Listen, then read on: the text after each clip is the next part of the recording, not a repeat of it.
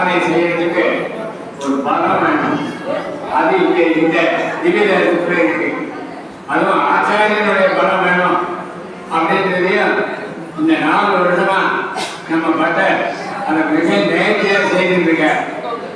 வைகாந்தச அசையாள் அப்படின்றத எடுத்து காரணம் அப்படின்னா சவுத் இந்தியாவில் மட்டும் ஆந்திராவிலும் சரி தமிழ்நாட்டிலும் சரி இந்தியாவிலேயே இன்னைக்கு பூராவும் பார்த்துட்டு இருக்காங்க. நேரடி ஒளிபரப்புல பார்த்துட்டு இருக்கா. அது வந்து ஏற்பாடாகி நடந்துட்டு இருக்கு.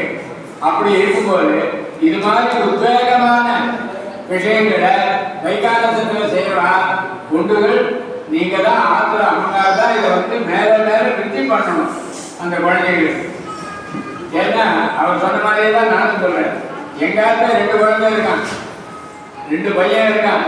அவங்ககிட்ட போய் குடும்பம் வச்சுன்னு போராட்டோட இல்லை நெட்டத்துல சரியில்லைன்னு சொல்லிட்டா. அவன் ஜாதகத்தை பார்த்தா அவ்வளோ நல்லா இருக்கு. ஆனா அந்த பொண்ணு என்ன சொல்றது, அது குடிமை வச்சுட்டு எதுக்கு வேணும் மோட்டர் பைக்கில் போகணும் அப்படின்னு கேட்கறது. ஆனால் அவ அப்பா அவர் தினம் குடிமை வச்சுட்டு பெருமாள் 4 காலம் ஆராதனை பண்ற.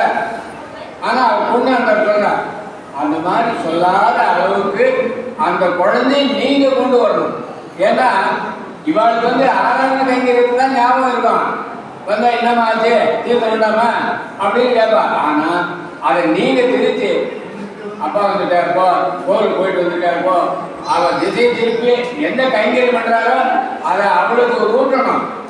அப்படி ஊட்டினால்தான் இன்னைக்கு எங்க குழந்தைகளா என் பொண்ணு வந்து இருக்கா சிங்கப்பெருமா கோவில்ல பொண்ணு பார்க்க போன உடனே சொன்னேன், நீங்க பார்த்துட்டு வந்து சொன்னால் நான் கல்யாணம் பண்ணிக்கிறேன். அம்மா அவர் கைங்கரியம் பண்றாரு சென்னையில் அப்படின்னு. எனக்கு கைங்கரியம் தான் பற்றி நீங்க இத்தனை வருஷம் கைங்கரியம் பண்ணி என்ன படிக்க வச்சுங்க. எம்ஏ என்னை படிக்க வச்சுட்டு நான் போகணுன்றதை நீங்க செஞ்சீங்க, நான் உங்களுக்கு திருப்திப்படாது.